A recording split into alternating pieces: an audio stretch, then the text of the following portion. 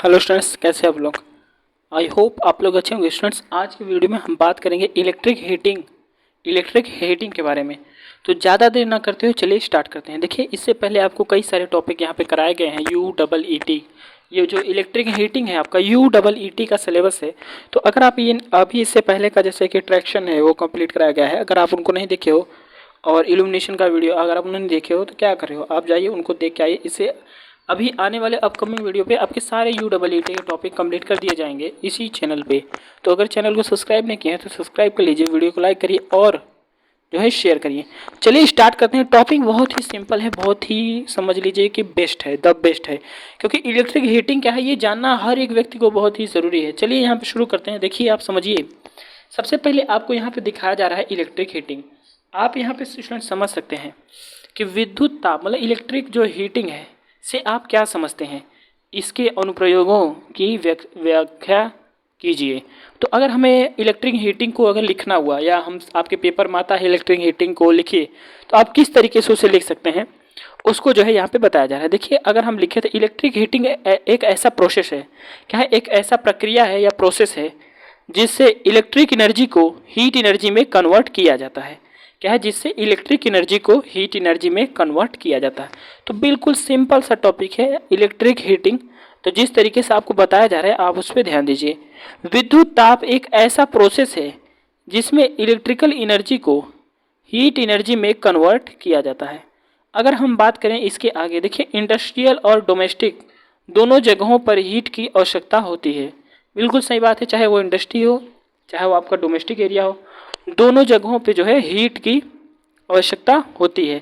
देखिए, इंडस्ट्री में धातुओं को पिघलाने या वेल्डिंग आदि में, या डोमेस्टिक में अगर हम बात करें तो कुकिंग, वाटर हीटिंग आदि में प्रयोग होता है। तो ये तो आप लोग आपके जो है रोज़ाना की ज़िंदगी में, रोज़मर्रा वाली ज़िंदगी में ये सारी चीज़ें आपको देखने को मिलते हैं कि इंडस्ट्री में किस तरीके से इलेक्ट्रिक हीटिंग का अनुप्रयोग या प्रयोग है, और किस तरीके से जो है यहाँ डोमेस्टिक मतलब घरेलू तरीके से, जैसे कि आप इलेक्ट्रिक हीटिंग का हेल्प से जो है देखिए कुकिंग कर सकते हो, और वाटर हीटर है आपका, हीटिंग है आदि आदि में प्रयोग, और किस तरीके से ही अभी आपको एकदम क्लियर हो जाने वाला है। अभी आप एक मीनिंग समझ के चलिए इलेक्ट्रिक हीटिंग। तो बिल्कुल सिंपल सा कॉन्सेप्ट है कि जिसमें आपका इलेक्ट्रिकल एनर्जी हीट एनर्जी में कन्वर्ट होता है। तो ये चीज़ें आप समझ सकते हो। यूजेस भी कुछ आपको बताए गए। अगर स्टूडेंट्स आपके पेपर में आ जाता है कि आप जो है एडवांटेज बताइए, तो आप क्या बताओगे। तो चलिए हम आपको जो है, या आ जाता है लिखने के लिए कि what is the advantage of the electric heating, या फिर आप हिंदी वालों के लिए ऐसे आएगा कि ये इलेक्ट्रिक हीटिंग की जो है लाभ बताइए। तो आप इस तरीके से उसमें लिखेंगे। तो चलिए हम आपको यहाँ पे प्रोवाइड कराते हैं इलेक्ट्रिक हीटिंग का। अगर हम बात करेंगे advantage of the electric heating, तो एकदम सिंपल एंड स्पष्ट रूप से आपको दिख रहा है। देखिए, इलेक्ट्रिक हीटिंग के कई लाभ हैं, कुछ इस प्रकार हैं, मतलब इसके कई सारे लाभ हैं, कुछ इस तरीके से दिए गए हैं। इसमें मेंटेनेंस लागत बहुत कम होता है, मतलब मेंटेनेंस की जो कॉस्ट है वो क्या है, बहुत कम है। मतलब अगर ये मतलब फॉल्ट करेगा, उसमें कोई भी फॉल्ट आता है तो मेंटेनेंस आप आराम से उसमें कर सकते हो। और जो है इनकी दक्षता अन्य साधन की जो है अपेक्षा उच्च होती है। देखिए, यहाँ पे जो इलेक्ट्रिक हीटिंग के थ्रू अगर आप कोई चीज़ यहाँ पे कर रहे हो, तो यहाँ पे देखिए क्या होता है, यहाँ पे इसकी इफ़िशियंसी जो है अन्य किसी जो है क्या है कि अपेक्षा क्या होती है कि उच्च मतलब हाई होती है। यह साफ़ सुथरा होता है, कहने का मतलब कोई पॉल्यूशन है नहीं इसमें, इसीलिए इसी प्रकार का लाभ तथा धूल नहीं, मतलब ये चीज़ें आप समझ सकते, मतलब कोई किसी भी प्रकार की यहाँ क्या है हानियाँ यहाँ पे नहीं है। देखिए, इस ताप को नियंत्रित किया जा सकता है, मतलब ये जो हीट है इसको जो है नियंत्रण किया जा सकता है, और इसके रख रखाव में अधिक ध्यान नहीं रखना पड़ता है। ये चीज़ें है इलेक्ट्रिक हीटिंग के हेल्प से। इलेक्ट्रिक हीटिंग का जो है यहाँ पे एडवांटेज यहाँ दिखाया जा रहा है। देखिए, इलेक्ट्रिक हीटिंग सिस्टम जो है सेफ़ और रिलायबल होता है। यह इन्वायरमेंट फ्रेंडली है, या फिर इको फ्रेंडली कह सकते हैं, मतलब इन्वायरमेंट में किसी प्रकार का डिस्टर्बेंस ऐसा नहीं है कि जो है अगर आप जैसे पहले यूज करते थे कोयला वोयला का और जो है, तो ये इस तरीके से जो है इससे तो बेटर ही आपका जो है इलेक्ट्रिक हीटिंग तो ये चीज़ें आप समझ, मतलब इलेक्ट्रिक के हेल्प से जो है, मतलब इलेक्ट्रिकल एनर्जी को हीट एनर्जी में कन्वर्ट करके हम उस हीट से अपनी रिक्वायरमेंट को पूरा कर रहे हैं। एक सिंपल सा समझने का कॉन्सेप्ट हमारा ये बोलता है। तो अगर स्टूडेंट जो है, मान लीजिए आपके पास टाइम नहीं है और आपको लिखना हो गया एडवांटेज ऑफ द हीटिंग, तो किस तरीके से आप इसको जो है लिख सकते हो in the short of time. तो चलिए हम आपको बताते हैं कि किस तरीके से आप advantage of the heating energy को लिखोगे। तो चलिए स्टार्ट करते हैं। हम आपको बताएं एक इजी वे में, तो आप समझ सकते हो। देखिए ऊपर आपको लिखा है एडवांटेज ऑफ द हीटिंग, ये हमारा सेल्फ का नोट है। देखिए इसमें आपको क्या लिखा है, एडवांटेज ऑफ द हीटिंग। अगर हम इसको और जो है आपको जूम करके दिखाएं तो देखिए आप देख सकते हैं आप क्या लिखा है, एडवांटेज ऑफ द हीटिंग। देखिए एडवांटेज ऑफ द हीटिंग आप देख रहे हैं यहाँ पे सबसे पहले जो एरो करके दिखा है क्या, एनर्जी इफिशियंसी। उसके बाद कंट्रोल एंड प्रिसिएशन, क्या है, कंट्रोल एंड प्रिसिएशन। उसके बाद क्वाइट ऑपरेशन और इजी टू इंस्टॉलेशन, मतलब आसानी से क्या होता है, इंस्टॉलेशन इसका हो जाता है। और जो है सेफ भी है, और क्या है, लो मेंटेनेंस, लो मेंटेनेंस मतलब मेंटेनेंस इसका लो है। तो ये चीज़ें जो है आप ध्यान दे के चल सकते हो। हम जो है बात करें किसका, अगर हम बात करते हैं किसका, यहाँ पे हीटिंग मेथड्स। क्या अब हम देखते हैं हीटिंग मेथड्स। तो ये मैं मानता हूँ स्टूडेंट्स आपको जो है ये समझ में आया कि इलेक्ट्रिक हीटिंग क्या है, इलेक्ट्रिक हीटिंग क्या है। तो ये मैं मान के आगे बढ़ रहा हूँ, तो ये चीज़ें आप समझ के चलिएगा। अभी तक हमने आपको इलेक्ट्रिक हीटिंग और advantage of the electric heating और ये सारी चीज़ें बताया। तो सिंपल सा इलेक्ट्रिक हीटिंग आपके माइंड में आपको इतना ही लेके चलना है कि यह एक मतलब ये क्या है कि इलेक्ट्रिक हीटिंग एक प्रकार का प्रोसेस है जिसमें आपकी इलेक्ट्रिक एनर्जी को क्या नाम है, इलेक्ट्रिक एनर्जी को किस में कन्वर्ट किया जाता है, हीट एनर्जी में। तो अगर हम बात करें अब इसके आगे की जो है हीटिंग मेथड क्या क्या है, तो यहाँ पर आप लिख सकते हो इलेक्ट्रिक हीटिंग की कई विधियाँ हैं। जैसे क्या, रेजिस्टेंस हीटिंग, प्रतिरोध ताप विधि। अब इसमें क्या है, हम जानते हैं क्या जानते हैं, विद्युत ऊर्जा का उपयोग किसी उपकरण से सीधे तौर पर नहीं कर सकते हैं। बिल्कुल सही बात है। अगर आप किसी उपकरण को डायरेक्ट इलेक्ट्रिकल एनर्जी दे रहे हो तो इट्स वेरी डेंजर, इसलिए जो है नहीं दिया जाता है। देखिए विद्युत ऊर्जा या इलेक्ट्रिकल एनर्जी, बिल्कुल आप जानते हो जो शॉक लगता है वो इलेक्ट्रिकल एनर्जी से ही है, ये चीज़ें आप समझ रहे हो। तो डायरेक्ट किसी भी बॉडी को आप नहीं दे सकते। यहाँ पर क्या लिखा है कि विद्युत ऊर्जा को प्रकाश ऊर्जा या फिर ऊष्मा ऊर्जा में परिवर्तित या कन्वर्ट कर सकते हैं, करने उसे प्रयोग किया जाता है। प्रयोग करके मतलब जो इलेक्ट्रिकल एनर्जी डायरेक्ट यूज नहीं की, मतलब यहाँ पे जो है इलेक्ट्रिकल एनर्जी को यहाँ पे देखिए प्रकाश के रूप में कन्वर्ट करके या ऊष्मा के रूप कन्वर्ट करके जो है हम इसे डायरेक्ट यूज में लेते हैं, उसे जो है प्रयोग किया जाता है। देखिए यहाँ पे आप समझ रहे होगे कि प्रतिरोध ताप विधि विद्युत ऊर्जा के ताप में बदलने की एक विधि है। ये चीज़ें आप समझ सकते हो। कहने का मतलब है कि जो प्रतिरोध ताप विधि मतलब जो रेजिस्टेंस हीटिंग है, यह क्या है, रेजिस्टेंस हीटिंग मेथड है। ये क्या है, इलेक्ट्रिकल एनर्जी को जो है हीट में बदलने की विधि है। ये चीज़ें आप समझ के चल सकते हो with the help of the resistance. चलिए अब इसके आगे हम देखते हैं। तो मैं ये मानता हूँ कि आपको जो मैंने यहाँ पे सारे टॉपिक कराए आपको बिल्कुल ये सारी चीज़ें समझ में आ रही होंगी। तो चलिए इसके आगे चलते हैं, देखते हैं। यहाँ पे आप देखिए ध्यान से, यहाँ पे अगर आप देखें तो आपको दिखेगा जब किसी प्रतिरोध या फिर रेजिस्टेंस से होकर धारा प्रवाहित होती है, करंट जो है फ्लो करता है, तो उससे प्रति सेकेंड I² जूल ऊष्मा उत्पन्न होती है। मतलब हीट का जो है लॉसेस यहाँ पे होता है। बिल्कुल सही बात है। जब प्रतिरोध किसी रेजिस्टेंस अगर धारा जा रहा है तो बिल्कुल सही बात है, रेजिस्टेंस आपका R है, करंट जा रहा है I, तो यहाँ पे अगर हम पावर लॉस निकालें तो I² आपको दिखने को मिलने वाला है। अगर इसके बाद देखिए स्टूडेंट्स, यहाँ पे जो है रेजिस्टेंस हीटिंग के दो विधियाँ हैं या दो मेथड्स हैं, जो कि अगर आप देखें तो स्पष्ट रूप से आपको दिखाई दे रही हैं। देखिए पहली विधियाँ क्या है, पहली विधियाँ है डायरेक्ट रेजिस्टेंस हीटिंग, उसके बाद है इनडायरेक्ट रेजिस्टेंस हीटिंग। तो अब हम बात करेंगे डायरेक्ट रेजिस्टेंस हीटिंग और उसके बाद इनडायरेक्ट रेजिस्टेंस हीटिंग। तो डायरेक्ट रेजिस्टेंस हीटिंग क्या है, तो चलिए हम उनको देखते हैं। कुछ सिंपल, बिल्कुल सिंपल आपको यहाँ पे दिखाया गया है कि डायरेक्ट रेजिस्टेंस हीटिंग क्या होता है। जैसे कि इसके नाम से पता चल रहा है कि इस विधि या इस मेथड में जिस भी पदार्थ को गर्म किया जाता है उसे डायरेक्ट हीट के संपर्क में ले जाते हैं। जिसे भी पिघलाना या गर्म करना होता है उसे जो है चार्ज कहते हैं। मतलब जिस मटेरियल को आपको पिघला रहे हैं या गर्म कर रहे हैं उसको क्या बोलेंगे, चार्ज बोलेंगे। एक बार फिर से देखिए, मैं बोल रहा हूँ एक बार फिर से देखिए। जैसे कि इसके नाम से पता चल रहा है कि इस विधि में जिस भी पदार्थ को गर्म किया जाएगा उसे डायरेक्ट हीट के संपर्क में ले जाते हैं, क्योंकि इसका नाम ही है डायरेक्ट रेजिस्टेंस हीटिंग। तो डायरेक्ट हीट का जो है संपर्क या कांटेक्ट होता है, जिसे भी पिघलाना या गर्म करना है उसे जो है चार्ज कहते हैं। मतलब जिस चीज़ को यहाँ पिघलाया गर्म कराया जाएगा, डायरेक्ट आप जिस चीज़ को गर्म कर रहे हो उसको चार्ज बोला जाएगा। तो ये आपको ध्यान है, थोड़ा सा टेक्निकल टर्म है। देखिए चार्ज का प्रतिरोध बहुत अधिक होता है, ये भी ध्यान रखिए कि जो चार्ज है जिसको आप गर्म कर रहे हो उसका प्रतिरोध बहुत अधिक होता है। यहाँ पे स्टूडेंट्स अगर आप ध्यान से देखिए तो जो डायग्राम बनाया गया देख रहेंगे, इसमें जो आपका इलेक्ट्रोड है, दोनों इलेक्ट्रोड को ले जा करके जो आपको यहाँ पे थोड़ा सा डॉट डॉट गोला गोला करके दिख रहा है, ये आपका चार्ज है। इसको देखिए डायरेक्ट हीट दिया जा रहा है, जिस बॉडी को डायरेक्ट हीट दिया जा रहा है उसको हम चार्ज बोल रहे हैं, कि जिसको पिघलाया या गर्म किया। देखिए इसको गर्म किया जा रहा है, डायरेक्ट किया जा रहा है, तो इस चीज़ को जो है आपको ध्यान में रखना है। तो ये क्या है, डायरेक्ट रेजिस्टेंस हीटिंग है। तो आप क्या करिए, इस चीज़ को जो है नोट करके चल सकते हैं। अब हम चलते हैं इसके आगे। तो ये मैं मानता हूँ कि आप इसकी, देखिए बिल्कुल सिंपल है, एक बिल्कुल सिंपल है। देखिए रेजिस्टेंस हीटिंग के दो विधियां हैं, पहला है आपका डायरेक्ट रेजिस्टेंस हीटिंग, उसके बाद है इनडायरेक्ट रेजिस्टेंस हीटिंग। तो ये मैं मानता हूँ डायरेक्ट रेजिस्टेंस हीटिंग आपको समझ में आएगा।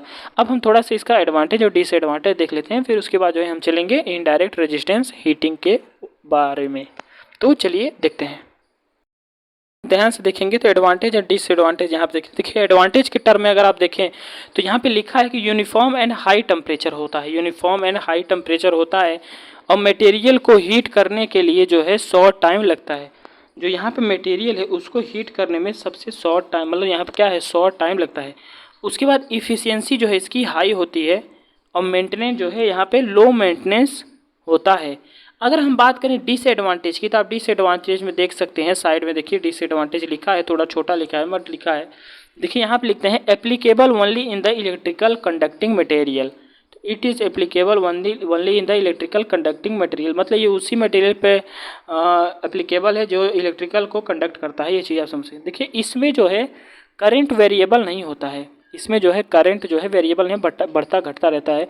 इसीलिए इस विधि में उत्पन्न जो है ऊर्जा को या हीट को जो है क्या किया जाता है, कंट्रोल नहीं किया जा सकता है। ये चीज़ें आप जो है समझ करके चलिए, ताप को, ये चीज़ें जो है आप समझ के चलिए। अब इसके आगे देखते हैं, यहाँ पे अगर हम देखें इसके आगे तो इनडायरेक्ट हीटिंग को हम किस तरीके से देखेंगे। चलिए स्टार्ट करते हैं इनडायरेक्ट हीटिंग। करें इनडायरेक्ट हीटिंग के बारे में, इनडायरेक्ट मतलब डायरेक्ट जो है इनडायरेक्ट हीटिंग के बारे में अगर हम बात करें इनडायरेक्ट हीटिंग के बारे में, तो यहाँ पे आप देख सकते हैं कि इस विधि में जिस पदार्थ को गर्म करना है वो क्या है, वह पदार्थ जो है डायरेक्ट ताप के संपर्क में नहीं आता। इसके नाम से ही लग रहा है इनडायरेक्ट, मतलब कहीं बाहर से व्यवस्था है। चलिए हम देखते हैं, मतलब डायरेक्ट जो है चार्ज को हीट नहीं किया। चार्ज किसको बोला जाता है, वह बॉडी जो भी मतलब जिसे भी गर्म या फिर पिघलाया जाता है उसी को जो है चार्ज बोला जा रहा है। यहाँ पे आप समझ के चलिए। देखिए इसके आगे आप लिख सकते हो कि इस विधि में जिस पदार्थ को गर्म करना है, इस विधि में जो है जिस पदार्थ को गर्म करना है उसको जो है डायरेक्ट ताप के संपर्क में नहीं आता है, इसीलिए उसे जो है अप्रत्यक्ष प्रतिरोध ताप विधि कहते हैं। गर्म किए जाने वाले पदार्थ हीट ट्रांसफर मेथड से गर्म किया जाता है। देखिए हीट ट्रांसफर मेथड में कुछ 3 विधियां होती हैं, जैसे कि आपका चालन, जिसे आपको जानते हैं कि कंडक्शन है, कन्वेंशन है और रेडिएशन है। तो आपको जो है ये चीज़ें ध्यान में रखनी है। यहाँ बगल में देखिए डायग्राम में आपको दिखाया गया है कि जो रेजिस्टेंस एलिमेंट है बीच में देखिए 2 रेजिस्टेंस दिखाया, ऊपर सप्लाई है, बीच में आपको जो गोला गोला साइड देखिए वो चार्ज है। मतलब देख रहे हैं कि कहीं भी देख रहे हैं, ध्यान से देखेंगे तो डायरेक्ट यहाँ पे क्या है कि डायरेक्ट हीट नहीं दिया जा रहा है, इनडायरेक्टली जो है यहाँ पे क्या हीट को प्रोवाइड किया जा रहा है। तो आपको जो है इसको बहुत ही ध्यान से देखना है और करना है। तो ये मैं मानता हूँ आपको जो है इतनी चीज़ें समझ में आई। तो अब चलते हैं इसके आगे। तो चलिए स्टार्ट करते हैं material for the heating element. देखिए material for the heating element की अगर हम बात करें, देखिए नाइक्रोम वायर जो आपका नाइक्रोम है का प्रयोग होता है, जिससे जो है क्या है, जिसकी नाइक्रोम वायर का जो है यहाँ पे प्रयोग है। उसके बाद आप लिख सकते हो, देखिए यहाँ पे नाइक्रोम जो है दिया गया है, नाइक्रोम का प्रयोग होता है। उसके बाद जो कि 1150 डिग्री सेल्सियस ताप को सहन कर सकता है। तो नाइक्रोम को आप जो है बहुत अच्छी तरीके जानते हैं, हीटर में भी लगता है। देखिए जो है निकिल क्रोमियम आयरन का प्रयोग होता है, जो कि 950 डिग्री सेल्सियस ताप को सहन कर सकता है। देखिए क्या है कि निकिल कॉपर का प्रयोग होता है जो कि 400 डिग्री सेल्सियस ताप को सहन कर सकता है। ये material for the heating element, ये चीज़ मतलब यहाँ पे कौन से मटेरियल का हीटिंग एलिमेंट यहाँ पे होना चाहिए, कौन सा मटेरियल हीटिंग एलिमेंट के लिए कौन सा मटेरियल होना चाहिए, ये चीज़ें यहाँ बताई गई हैं। अब हम थोड़ा सा देख लेते हैं एडवांटेज एंड डिसएडवांटेज। तो चलिए देखते हैं। बात करें advantage and disadvantage of the heating, क्या नाम है, सॉरी, एडवांटेज एंड डिसएडवांटेज देखते हैं। देखिए यूनिफॉर्म टेम्परेचर होता है हीटिंग के दौरान, इसमें जो है करंट वेरी हो सकता है, इसीलिए जो है ऑटोमेटिक कंट्रोल संभव है। देखिए उसके बाद यह सभी प्रकार के मटेरियल के लिए एप्लीकेबल है। और जो है डिसएडवांटेज में लिख सकते हैं कि हीटिंग के लिए जो है long time of the period required होता है, और जो है कि विस्फोट का खतरा होता है। तो ये चीज़ें आपको ध्यान में रखनी है। तो इतना अभी आप इसको पॉज करके चलिए। अब हम आपको स्टार्ट करते हैं इसके आगे का टॉपिक। तो थोड़ा सा हम स्लाइड तैयार किए हैं, तो उसमें जो है हम आपको बताएंगे, तो थोड़ा सा वक्त लगेगा, बिल्कुल आपके सामने आएगा। तो चलिए स्टार्ट करते हैं। करेंगे विद्युत ओवन। देखिए ओवन के बारे में बहुत ही अच्छी बात है यहाँ पे। देखिए इलेक्ट्रिक ओवन के बारे में देखते हैं। देखिए इसका जो है कार्य सिद्धांत विद्युत ऊर्जा को उष्मा ऊर्जा में बदलने पर आधारित है। मतलब जो आपका इलेक्ट्रिकल एनर्जी है उसे जो है हीट एनर्जी में बदलने पे ये जो है डिपेंड है। देखिए क्या है, नाम इसका समझ लीजिए, इलेक्ट्रिक ओवन। अभी मैं आपको सारी इसके फिगर्स को दिखाऊंगा। देखिए इलेक्ट्रिक ओवन में एक या एक से अधिक हीटिंग तत्व या फिर हीटिंग एलिमेंट होते हैं जो आमतौर पर जो है निक्रोम तार जैसी प्रतिरोधक धातु से बने होते हैं।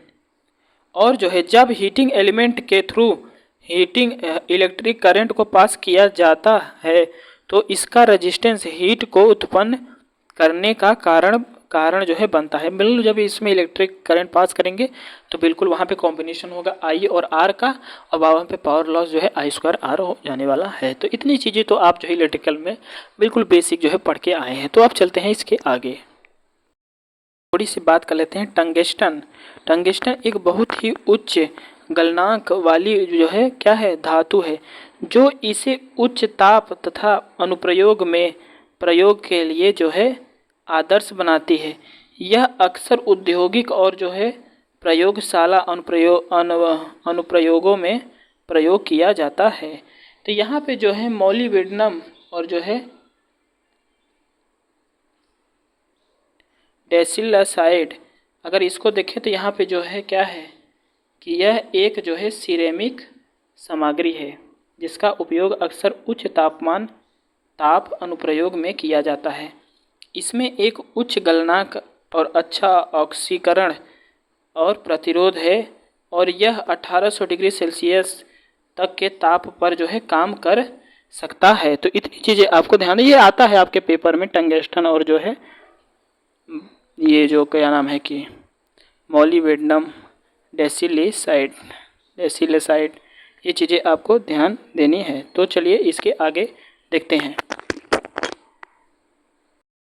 Property of the resistance heating material. देखिए विद्युत भट्टियाँ या फिर इलेक्ट्रिक ओवन, क्या बोलते हैं इसको हिंदी में, विद्युत भट्टियाँ, वह विद्युत हीटर में ताप को उत्पन्न करने के लिए हीटिंग एलिमेंट का प्रयोग होता है। प्रयोग किए जाने वाले हीटिंग एलिमेंट एक अच्छा क्वालिटी का होना चाहिए। बिल्कुल सही बात है, जो हीटिंग एलिमेंट आप यूज कर रहे हो एक अच्छा क्वालिटी का होना चाहिए, अन्यथा ताप बढ़ने पर वह जल्दी से पिघल जाता है। देखिए हीटिंग एलिमेंट का परफॉर्मेंस और उसकी लाइफ जो है इस बात पर निर्भर करता है कि उसमें किसी पदार्थ या मटेरियल का प्रयोग किया गया है। अतः जो है हीटिंग तत्व या हीटिंग एलिमेंट के लिए जो है प्रयुक्त सामग्री या मटेरियल में निम्नलिखित गुण होने चाहिए। ये चीज़ें आपको ध्यान देनी, मतलब यहाँ पे जो ओवन है या हीटर, इलेक्ट्रिक हीटर है, इसमें जो है ताप उत्पन्न करने के लिए जो है हीटिंग एलिमेंट का प्रयोग किया जाता है। हीटिंग एलिमेंट जो है अच्छी क्वालिटी का जो है होना चाहिए, बिल्कुल सही बात है। तो ये चीज़ें आपको ध्यान में देखे चाहिए। तो property of the resistance heating material, ये चीज़ें आपको ध्यान में रखनी है। अगर आता है तो ये चीज़ें आप लिख सकते हो। Thermostat control circuit. देखिए थर्मोस्टेट कंट्रोल सर्किट को देखिए, थर्मोस्टेट कंट्रोल सर्किट एक युक्ति है जो ताप या फिर हीट के प्रति जो है संवेदनशील होती है और किसी भी हीट एप्लियंस में ताप नियंत्रण के लिए लगाया जाता है। ये चीज़ें जो है आप समझ सकते हो। थर्मोस्टेट को जिस ताप पर सेट किया जाता है जो है उस पर जो है ऑटोमेटिक सर्किट को स्विच ऑफ कर देता है। ये चीज़ें आपको समझ के चलनी है। तो ये थर्मोस्टेट कंट्रोल सर्किट के बारे में बताया गया। इसमें बात करें तो यहाँ पे आप लिख सकते हो कि देखिए थर्मोस्टेट कंट्रोल सर्किट एक सर्किट है जिसका उपयोग जो है किसी स्पेस या फिर डिवाइस के तापमान या फिर टेम्परेचर को नियंत्रण करने के लिए किया जाता है। इसमें आमतौर पर एक टेम्परेचर सेंसर, कंट्रोल यूनिट और आउटपुट डिवाइस शामिल है। टेम्परेचर सेंसर का प्रयोग जो है डिवाइस को स्पेस के टेम्परेचर को नियंत्रण करने के लिए किया जाता है। अब हम देखते हैं इसके आगे सकते हैं। टेम्परेचर सेंसर का प्रयोग जो है डिवाइस को स्पेस के टेम्परेचर को कंट्रोल या नियंत्रण करने के लिए किया जा सकता है, जो कि कंट्रोल यूनिट तब तक इस ताप को जो है तुलना यूज़र के द्वारा पहले से सेट टेम्परेचर से करता है और डिसाइड करता है कि आउटपुट डिवाइस को ऑन या ऑफ करना है कि नहीं। ये चीज़ें आपको ध्यान देना है। तो ये कौन करता है? Control unit. इसकी नाम ही से लग रहा है कंट्रोल यूनिट। टेम्परेचर का काम है टेम्परेचर को सेंस करना। टेम्परेचर जो है यहाँ पे क्या है कि इसका प्रयोग जो है डिवाइस या स्पेस में टेम्परेचर को नियंत्रण करने के लिए किया जाता है। इस देखिए इलेक्ट्रिक ओवन के बारे में। तो इस इलेक्ट्रिक ओवन बहुत ही पॉपुलर डिवाइस है जिस प्रयोग जो है खाद्य पदार्थों को पकाने, मिट्टी के बर्तन को पकाने आदि कार्यों में होता है। यह जो है अप्रत्यक्ष प्रतिरोध ताप सिद्धांत पर जो है इनडायरेक्ट जो है क्या नाम है कि इनडायरेक्ट से जो है हीटिंग रेजिस्टेंस जो है पे ये कार्य करता है। इसमें जो है ताप को जो है उत्पन्न करने के लिए जो है उच्च प्रतिरोधकता वाले हीटिंग एलिमेंट का प्रयोग किया जाता है और यह जो है हीटिंग एलिमेंट तार अथवा जो है पत्ती के रूप में होता है, अथवा जो है ये क्या इन पत्ती के रूप में होता है, पत्ती लिख दिया, पत्ती के रूप में होता है। इन ओवेंस में लगने वाले एलिमेंट ताप पर निर्भर करता है। ये चीज़ें आपको ध्यान में रखनी है। तो अब चलते हैं इसके आगे का टॉपिक हम देखते हैं। समझते 1000 degree Celsius nichrome, 15,000 degree Celsius platinum और जो 2000 degree Celsius graphite, 1500 degree Celsius platinum और 1000 जो है डिग्री सेल्सियस नाइक्रोम और 2000 डिग्री सेल्सियस ग्रेफाइट। इस ओवन की सबसे अच्छी बात यह होती है कि जो है इनके ताप को जो है कंट्रोल किया जा सकता है। बात करते हैं इंडक्शन हीटिंग। देखिए यहाँ पे इंडक्शन हीटिंग समझने के लिए डेफिनेशन क्या है। इंडक्शन हीटिंग एक ऐसी प्रोसेस होती है जहाँ पर चार्ज को जो है ईडी करंट की सहायता से ईडी करंट की सहायता से जो है हीट करते हैं। अब इसकी प्रोसेस समझिए। देखिए अगर आप फ्राडे का नियम जानते हैं, देखिए whenever the set of conductor and magnetic field जो है होते हैं तो वहाँ पर जो है उनके बीच में रिलेटिव मोशन होता है, तो वहाँ पे ईएमएफ जनरेट, ईएमएफ की वजह से वहाँ पे जो है एक लॉस जो कि ईडी करंट के रूप में आता है। ये एक प्रकार का हीट ही है। देखिए ट्रांसफार्मर अगर आप पढ़ेंगे तो वहाँ पर भी जो है ये ईडी करंट देखने मिलता है जो कि लॉस में की गिनती में होता है। तो यहाँ पे आप ये चीज़ें समझ सकते हो। लॉस है तो आई स्क्वायर आर कहीं ना कहीं हीट निकाल रहा है। तो इसी हीट का उपयोग करके यहाँ पे इंडक्शन हीटिंग का हम यहाँ पे कॉन्सेप्ट लाए हैं। यहाँ पे हम नहीं, ये जो साइंटिस्ट लोग हैं यही सब कॉन्सेप्ट लाए हैं कि इंडक्शन हीटिंग एक ऐसा प्रोसेस होता है जहाँ पर मतलब जो इंजीनियर्स, इलेक्ट्रिकल हीटिंग एक ऐसा प्रोसेस होता है जहाँ पर चार्ज को मतलब जो जिसको आप गर्म कर रहे हैं या पिघला रहे हैं, चार्ज को जो है इलेक्ट्रिक करंट की सहायता से हीट करते हैं। तो ये चीज़ आपके माइंड में कॉन्सेप्ट में बैठना चाहिए कि यह है ईडी करंट की हेल्प से किस तरीके से सहायता हो रहा है हीट को जनरेट करने में। बात देखते हैं यहाँ पे अगर आप देखें ध्यान से तो microwave heating and its application.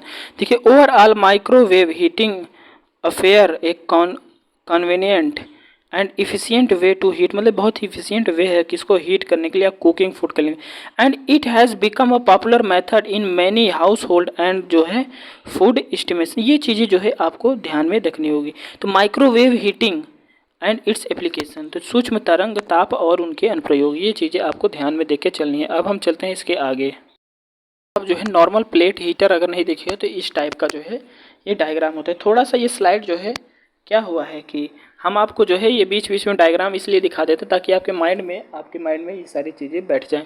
तो जो है नॉर्मल प्लेट हीटर इस तरीके से आपका दिखता है। इमर्शन हीटर है इस तरीके से आपका दिखता है। ये थोड़ा कम यूज में लिया जाता है क्योंकि थोड़ा सा डेंजर भी माना जाता है। टॉपिक देखिए यहाँ पे microwave heating and its application जो है सूक्ष्म तरंग ताप और उनके अनुप्रयोग। देखिए using the microwave radiation to heat the food और other substance, it is a common method of cooking, मतलब ये बहुत ही कॉमन मेथड है कुकिंग का, and reheating food in many household या फिर कॉमर्शियल सेटिंग, मतलब हाउस होल्ड या फिर कॉमर्शियल सेटिंग में।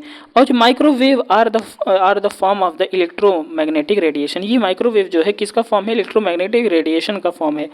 देखिए microwave oven are the design to generate and emit the microwave at the wavelength range, कितना वेवलेंथ का रेंज है 1 mm to 0.1 m, and frequency जो है देखिए 300 mega hertz to the 3000 giga hertz. ये चीज़ें आपको ध्यान देके चलनी है। बात कर लेते हैं गीज़र हीटर के बारे में। देखिए गीज़र हीटर इस तरीके का होता है, इसके स्ट्रक्चर को हमने आपको दिखाया। यहाँ पे कंट्रोल यूनिट है और जो इनलेट होता है और जो है यहाँ पे देखिए वाटर का आउटपुट है। ये गीज़र हट आप देखेंगे आपके घर और में कभी लगता है तो किस तरीके से इसका प्रयोग है, आप बिल्कुल इसको बहुत अच्छी तरीके से जानते हैं। मैंने आपको अभी इंडक्शन हीटिंग बताया था। देखिए हम थोड़ा इसलिए थोड़ा मिक्स करके पढ़ा रहे हैं ताकि आपको जो है क्या है, आपको थोड़ी सी जो है क्या बोरिंग ना लगे और आप जो है डायरेक्ट रिकॉल करो। जैसे अभी हमने माइक्रोवेव की बात करी, अभी हमने इंडक्शन हीटिंग की बात करी, इसलिए करें ताकि हम आपको याद दिला सकें इंडक्शन हीटिंग अभी जो हमने पीछे बताया कि किस तरीके से ईडी करंट के हेल्प से हम चार्ज को हीट कर रहे थे। तो ये चीज़ें ध्यान देना है आपको, इंडक्शन हीटिंग किस तरीके से यहाँ पे आपको बताई गई। यहाँ पे अब हम अगर उसके एडवांटेज को देखें तो हम यहाँ पे देखिए, ये मेरा थोड़ा पढ़ाने का एक नया तरीका है तो आप इसको थोड़ा सा एक्सेप्ट करके चलिए। देखिए एडवांटेज ऑफ द जो है इंडक्शन हीटिंग को अगर हम देखें तो यहाँ पहला एडवांटेज है कि शॉर्ट टाइम है, हाई इफिशियंसी है, बेटर कंट्रोल है, सेफ्टी एंड जो है क्लीन लाइन्स। ये चीज़ें आपको ध्यान देके चलनी है। Microwave heat and its application, देखिए इसमें क्या है, एप्लीकेशन क्या है, माइक्रोवेव हीटिंग एंड कुकिंग और जो है हीटिंग फूड के अलावा बहुत से एप्लीकेशन में इसका प्रयोग होता है, जैसे कि food processing, industrial process, chemical synthesis और जो है पॉलीमर प्रोसेसिंग, मेडिसिन एप्लीकेशन और इन्वायरमेंटल में भी जो इसका प्रयोग है। हम आपको दिखाया जा रहा है कंडक्शन हीटिंग और माइक्रोवेव हीटिंग। देखिए कंडक्शन हीटिंग दिख रहा है आपको किस तरीके से, बाहर तरीके से देखिए यहाँ पे बॉडी को हीट किया, और माइक्रोवेव में देखिए इस मटेरियल से आपका जो है हीट। तो ये डिफरेंस जो है आपको समझ करके चलना है। अगर आपके पेपर में आता है कंडक्शन हीटिंग और माइक्रोवेव हीटिंग तो ये थोड़ा सा इसके डिफरेंस में अगर ये डायग्राम आप बना के आते हो तो it's very easy to operate your knowledge. ये चीज़ें मतलब आपको बहुत ईजी हो जाएगा कि आपके नॉलेज को जो है वो टीचर समझ सके जो कॉपी चेक कर रहा है। लेते हैं अभी तक जो हम बात करेंगे माइक्रोवेव ओवन, सूक्ष्म तरंग भट्टी। देखिए माइक्रोवेव ओवन एक किचन एप्लियंस है, क्या एक किचन एप्लियंस है जो कि फूड को पकाने गर्म करने के लिए माइक्रो रेडिएशन का यूज करता है। आप लिख सकते हो it is the convenient and the popular appliances found in the many house hold and food establishment. देखिए इसमें जो है लगा मैग्नेट्रॉन माइक्रोवेव उत्पन्न करता है जिसका फ्रीक्वेंसी जो है 2.45 गीगाहर्ट्ज़ होता है। देखिए यहाँ पे आप ध्यान से समझ सकते हैं कि माइक्रोवेव पुरानी चैम्बर में ट्रेवल करती है। माइक्रोवेव पूरे चैम्बर में ट्रेवल करती है जहाँ यह फूड से इंटरेक्ट होता है। बात करते हैं dielectric heating applications in the various field करते हैं। देखिए यहाँ पे अगर हम डाई इलेक्ट्रिक हीटिंग के बारे में बात करें तो पैरा विद्युत ताप को हाई फ्रीक्वेंसी हीटिंग के नाम से भी जाना जाता है। पैरा विद्युत ताप का प्रयोग जो है इंसुलेटर जैसे वुड, प्लास्टिक, सिरेमिक से जो है थे। पैरा विद्युत ताप को हाई फ्रीक्वेंसी हीटिंग के नाम से भी जाना जाता है। पैरा विद्युत ताप का प्रयोग जो है इंसुलेटर जैसे would, plastic and ceramic it's के हीटिंग के लिए किया जाता है, जो कि हीटिंग के अदर मेथड की सहायता से इजी या फिर यूनिफॉर्मली हीट नहीं होता है। देखिए यहाँ पे आप समझ सकते हो, जो अभी सीबीएसई वाले हैं देखिए ध्यान से इसको समझिए कि one common application of the dielectric heating is in the microwave oven. मतलब केवल यहाँ पे एक कॉमन एप्लीकेशन है किसका, डाई इलेक्ट्रिक हीटिंग का, जो कि is the microwave oven. Microwave oven एक कॉमन जो है क्या है, डाई इलेक्ट्रिक हीटिंग का क्या है, कॉमन एप्लीकेशन है। ये चीज़ें आपको ध्यान में देखे चलिए। Dielectric heating can only be use for the heating of the non conducting material. ये चीज़ें आपको ध्यान दें, मतलब ये किसके लिए प्रयोग होता है, नॉन कंडक्टिंग मटेरियल के लिए जो है इसको यूज किया जाता है। हम आपको माइक्रोवेव ओवन को जो है एक ग्राफ यहाँ पे दिखा रहे हैं, उसको थोड़ा ध्यान से देखिए। यहाँ पे देखिए कुकिंग चैम्बर आपको बीच में दिख रहा है, ये आपके घरों में जो है ये इसका उपयोग होता है। देखिए यहाँ पे कुकिंग चैम्बर है, वेव गाइड है, और जो है देखिए यहाँ पे क्या कैविटी, मैग्नेट्रॉन, कैपेसिटर और ट्रांसफार्मर छोटा सा देखिए यहाँ पे आपको दिखाया गया है। तो बिल्कुल जो है देखिए ये आपको एकदम आसान तरीके से हम जो है यहाँ पे इलेक्ट्रिक हीटिंग को कंप्लीट कराने जा रहे हैं। तो चलिए अब इसके आगे चलते हैं, कर लेते हैं माइक्रोवेव ओवन, सूक्ष्म तरंग भट्टी। देखिए यहाँ पे अगर हम ध्यान दें कि ए माइक्रोवेव ओवन कॉन्सिस्ट अ कुकिंग चैम्बर, जैसा कभी हमने आपको डायग्राम में दिखाया, एंड द मैग्नेट्रॉन दैट, मतलब ये वह device that generate the microwave radiation, a control panel, इसके पास जो है कंट्रोल पैनल भी है जहाँ से कंट्रोलिंग यहाँ पे पॉसिबल है, and various other component for the safety and functionality. तो ये चीज़ें आपको ध्यान में देनी है। माइक्रो ओवन जो कि बहुत ही ज़्यादा इंपॉर्टेंट टॉपिक है, आपके पेपर में ये आ भी सकता है, तो थोड़ा सा ध्यान से इसको देखिए। हम बात करेंगे principle of the dielectric heating. तो इसका प्रिंसिपल क्या है, परावैद्युत ताप का सिद्धांत। हम जानते हैं कि जो है डाई इलेक्ट्रिक हीटिंग का प्रयोग केवल नॉन कंडक्टिंग मटेरियल के लिए किया जाता है। डाई इलेक्ट्रिक हीटिंग का प्रयोग केवल नॉन कंडक्टिंग मटेरियल के लिए किया जाता है। तो इस मेथड को अगर हम थोड़ा सा इंग्लिश में देखें तो यहाँ पर आप देख सकते हो, in this method of the heating the dielectric medium the dielectric material to be heated is placed between the conducting electrode across the alternating voltage of the high frequency is applied। कहने का मतलब है कि दो आपका conducting क्या है, electrode है, उसके बीच में क्या रखना है, डाई इलेक्ट्रिक मीडियम, जो कि हीटेड किया जा रहा है किसी अल्टरनेटिंग वोल्टेज से, जो कि उसका बहुत ही हाई फ्रीक्वेंसी जो है यहाँ पे अप्लाई की जा रही है। तो ये जो क्या है, डाई इलेक्ट्रिक हीटिंग इस तरीके से जो है आपका डन होता है। Principle of the dielectric heating, तो यहाँ पे देखते हैं the dielectric heating material is the presence between the, यही तो वही बात होगी, the two electrode can be anything, जैसे कि आपका वुड है, प्लास्टिक है, ये चीज़ें हैं, और जो है क्या है, through it consider that the dielectric does not allow the flow of the electric current through it, practically it is not a possible।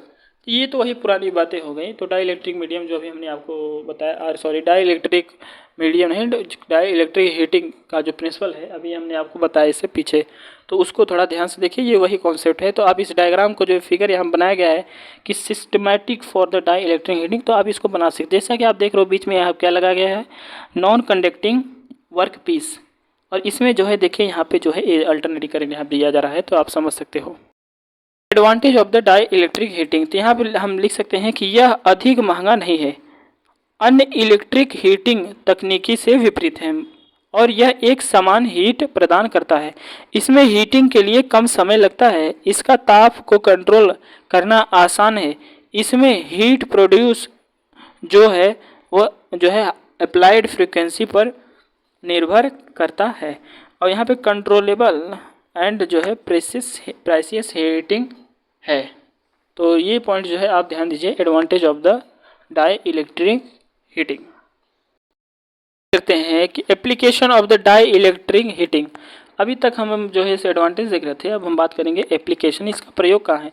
Food processing में, मतलब खाद्य उद्योग में विभिन्न अनुप्रयोगों के लिए डाई इलेक्ट्रिक हीटिंग का प्रयोग किया जाता है। देखिए इंडस्ट्रियल प्रोसेस जो कि पारावैद्युतिकी ताप का प्रयोग, पारावैद्युत ताप का प्रयोग मटेरियल के ड्राइंग या क्योरिंग और सामग्री को जोड़ने के लिए औद्योगिकी प्रक्रिया में किया जाता है। और जो यहाँ पे मेडिकल ट्रीटमेंट है, देखिए इस प्रकार मेडिकल फील्ड में भी इसका प्रयोग आपको दिख रहा है। वुड ड्राइंग एंड प्रोसेसिंग, क्या है, वुड ड्राइंग एंड प्रोसेसिंग, लकड़ी उद्योग में लकड़ी सुखाने के लिए डाई इलेक्ट्रिक हीटिंग का प्रयोग। देखिए बिल्कुल सिंपल है ये टॉपिक, जो है समझ लीजिए कि आप कहीं ना कहीं इसका प्रयोग अनुप्रयोग सारी चीज़ें आप देखे होंगे। सबसे पहला कॉन्सेप्ट समझिए कि अगर आपको आता है पेपर में लिखने के लिए application of the dielectric heating, तो सबसे पहले आप लिखेंगे food processing industrial processing, medical treatment और वुड ड्राइंग एंड प्रोसेसिंग, ये चीज़ें आपको ध्यान में देना है। इनडायरेक्ट आर्क हीटिंग और जो है इनडायरेक्ट आर्क हीटिंग और इनडायरेक्ट आर्क फर्नेस। तो इसमें देखते हैं ऐसा इलेक्ट्रिक फर्नेस जिसमें दो इलेक्ट्रोड के बीच आर्क को स्टिक्ड करके हीट को उत्पन्न किया जाता है और फिर गर्म करने के लिए चार्ज, मतलब टू बी हीटेड, जो हीटेड किया जा रहा है उसको चार्ज बोला जा रहा है, में ट्रांसफ़र किया जाता है, जिसको हम बोलते हैं क्या, इनडायरेक्ट आर्क हीटिंग कहलाता है। देखिए इनडायरेक्ट आर्क फर्नेस में इलेक्ट्रिक आर्क चार्ज के संपर्क में नहीं आता है, लेकिन हीट को इलेक्ट्रिक आर्क से विकिरण के माध्यम से चार्ज को ऊपरी सरफेस तक जो है चालन में माध्यम में ऊपरी सरफेस से चार्ज के निचली सरफेस तक जो है ट्रांसफ़र किया जाता है। तो ये किस कंडीशन में है, इनडायरेक्ट, नाम से ही लग रहा है कि डायरेक्ट कैसे दे सकते हैं जब इसका नाम ही है इनडायरेक्ट आर्क फर्नेस। तो आपको जो है इसको ध्यान देना है, तो बहुत ही इंपॉर्टेंस है, पेपर में आ जाता है। आपको दिखाया जा रहा है इनडायरेक्ट आर्क हीटिंग या इनडायरेक्ट आर्क फर्नेस। तो इसको ध्यान दीजिए, देखिए यहाँ पे फेज है, उस तरफ न्यूट्रल है, बीच में इलेक्ट्रोड है, आर्क है, चार्ज है, रिफ्रैक्टरी लाइनिंग है और जो है स्टेप सेल है। ये चीज़ें आपको ध्यान देनी है। इस डायग्राम को आप बिल्कुल याद करिए और इसको पेपर में विधिपूर्वक इसको बना करके आइए। वीडियो भले ही लेंदी हो रहा है, बट हम क्या कर रहे हैं, आपको एक ही वीडियो में सारी चीज़ें यहाँ पे कंटेंट प्रोवाइड कर दे रहे हैं, ताकि आपको क्या है ना कि टाइम बहुत शॉर्ट है, तो आप एक वीडियो को जो है अगर आप कवर कर लेंगे तो आपका पूरा सिलेबस जो है कंप्लीट हो जाने वाला है। किसका, इलेक्ट्रिक हीटिंग का। आर्क हीटिंग, देखिए टाइप एंड एप्लीकेशन। देखिए जो इलेक्ट्रिक आर्क फर्नेस का प्रयोग मुख्यतः मेटल, फेरस या नॉन फेरस को मेल्ट करने के लिए किया जाता है, जिसके लिए हाई टेम्परेचर की नीड होती है। से देखेंगे तो electric arc heating type of and application. देखिए इलेक्ट्रिक आर्क हीटिंग को आर्क हीटिंग या फिर इलेक्ट्रिक आर्क फर्नेस हीटिंग भी कहा जाता है। यह हीटिंग एक प्रकार की यह हीटिंग जो है एक विधि है जो कि विभिन्न एप्लीकेशन के लिए हीट जनरेट के लिए इलेक्ट्रिक आर्क का यूज करती है। इनमें दो या दो से अधिक इलेक्ट्रोड के बीच में इलेक्ट्रिक आर्क बनता है जो कि हाई टेम्परेचर जनरेट करता है। Electric arc heating is a special form of the resistance heating. ये चीज़ें आपको ध्यान में देके चलनी है। करेंगे application of the arc furnace. देखिए प्रत्यक्ष आर्क भट्टी में उच्च ताप प्राप्त होता है, इसीलिए इनका प्रयोग उच्च गलनांक वाली धातुओं को पिघलाने में किया जाता है। स्टील उत्पादन में इनका प्रयोग होता है। अप्रत्यक्ष आर्क भट्टी में कम तापमान होता है, अतः इसका उपयोग कम गलनांक वाली धातुओं जैसे पीतल, तांबा, कांसा आदि को पिघलाने में होता है। तो ये चीज़ें आपको बिल्कुल ध्यान देके चलना है। It's very important. मैं अगर ये चीज़ बोलूँ कि आप अगर इसको अपने नोट्स में लिख लीजिए तो ये बिल्कुल गलत नहीं है, आप इसको बिल्कुल ही लिख लीजिए, क्योंकि ये जो है आपके पेपर में बिल्कुल ये आपके पेपर में देखने को मिलेगा। जो है हम बात करेंगे कि इंफ्रारेड हीटिंग कैसे काम करता है। देखिए इंफ्रारेड विकिरण उत्पन्न और जो है उत्सर्जित करते हैं। इंफ्रारेड विकिरण उत्पन्न और उत्सर्जित करते हैं, ये चीज़ ध्यान में देना है, जिसमें अदृश्य प्रकाश तरंगें होती हैं जो ऊष्मा ऊर्जा ले जाती हैं। इंफ्रारेड विकिरण हवा को बिना अधिक गर्म किए हुए उसके माध्यम से यात्रा करने में सक्षम है, जब तक कि वह किसी वस्तु या फिर सतह से न टकरा जाए। देखिए अवशोषण और रूपांतरण।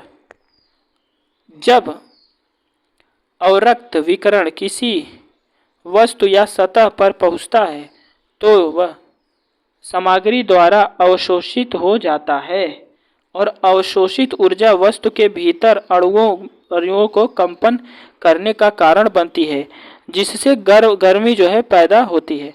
देखिए यहाँ पे पारंपरिक हीटिंग विधियाँ के विपरीत, जैसे कि यहाँ पे आप समझ सकते हैं संवहन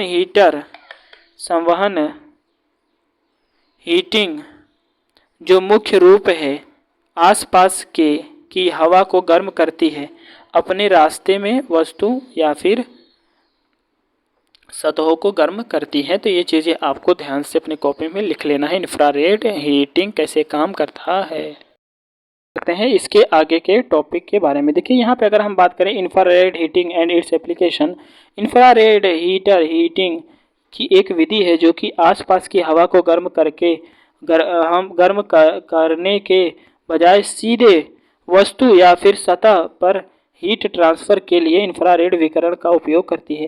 देखिए इंफ्रारेड विकिरण विद्युत चुंबकीय विकिरण का एक रूप है जिसकी तरंग दैर्ध्य जो है दृश्य प्रकाश से अधिक लेकिन रेडियो तरंगों से कम होती है। ये चीज़ें आपको ध्यान में देख के चलनी है। Application of the infrared heating. तो देखिए यहाँ पे खाद्य प्रसंस्करण एवं कृषि आधारित उद्योगों में सुखाना, उबालना, पकाना आदि कार्यों के लिए है। शॉपिंग मॉल स्टोरों के अतिरिक्त तापमान को स्थिर बनाए रखने के लिए और जहाँ रेस्टोरेंट फूड स्टॉलों में खाद्य सामग्री खासकर मीट से बने सामानों को गर्म करने के लिए, ये इसका प्रयोग तो हमने भी देखा है। और यहाँ पे देखिए रेस्टोरेंट फूड स्टॉलों में खाद्य सामग्री खासकर मीट का, ये तो वही चीज़ रिपीट हो गई है। देखिए यहाँ पे प्लास्टिक उद्योगों में प्लास्टिक को गर्म करने तथा वेल्डिंग करने के लिए, ये चीज़ 2 बार लिखा गया तो इसको आप जो है नेगलेक्ट करके चलिए। इतनी चीज़ें जो है आपको यहाँ पे बताई गई हैं। तो मेरी तरफ से जो है इलेक्ट्रिक हीटिंग जो है कंप्लीट हो चुकी है। अगर आपको कोई टॉपिक समझ में नहीं आता है तो बिल्कुल आप बिना झिझक के आप जो है कमेंट करिए और जो चीज़ें नहीं समझ आती उनको जो है हम नेक्स्ट टॉपिक में क्लियर करें। मेरे तरफ से जो है मैंने 100% देने की कोशिश की है। ये वीडियो बनाने में काफ़ी मेहनत लगता है तो आपको थोड़ा सा भी मेहनत नहीं लगेगा सब्सक्राइब के बटन को दबाने में और अपने दोस्तों में शेयर करने में। तो आप दबा के कमेंट करिए और जो कोई भी दिक्कत हो आप जो है कमेंट करिए तो हम उससे पता लगा लेंगे क्या दिक्कत है और क्या प्रॉब्लम आ रही है। तो अब इसी तरीके से बने रहिए। आगे जो है नेक्स्ट टॉपिक सारे यहाँ पे DUEET के सारे लेक्चर्स आपको कंप्लीट करते हुए यहाँ पे मिलेंगे। तो आज के लिए इतना ही, आगे मिलेंगे नेक्स्ट वीडियो में। चलिए थैंक यू।